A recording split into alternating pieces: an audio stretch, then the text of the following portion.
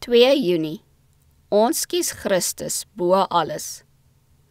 Ons kies hom as aanvoerder. En hy sê, ek is die leerowerste van die Here. Ek het nou gekom.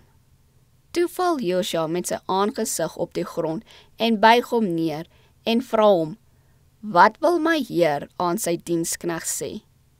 Josua 5 vers 14. Toe Josua die oggend voor die aanslag op Jericho uitgaan, verskyn daar voor hom 'n kryger met sy volle wapenrusting aan. En Josua vra, behoort u by ons of by ons vyande? En hy antwoord, ek is die leerowerste van die Here, ek het nou gekom.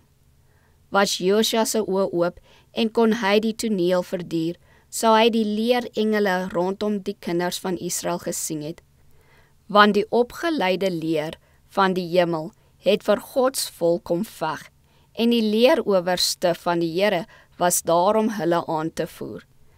Dit was nie Israel nie, maar die leerowerste van die Here wat Jericho verower het. Maar Israel moes sy aandeel doen deur sy geloof in die bewerker van hulle saligheid te bewys. Daar moet elke dag gestry word. Daar is 'n groot oorlog aan die gang, oor elke siel tussen die vorste van die duisternis en die vorste van die lewe. Daar is 'n groot stryd te stry. Maar u hoef nie die hoofgeveg hier te voer nie. As Gods verteenwoordiger moet u aan hom onderwerp, sodat hy die stryd met u medewerking vir u kan beplan en aanvoer en stry. Die vors van die lewe staan aan die hoof van sy werk.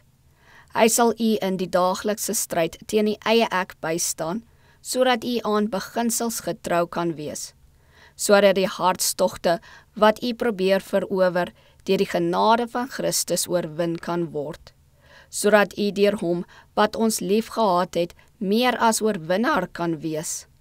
Christus het die terrein reeds betree. Hy ken die krag van elke versoeking.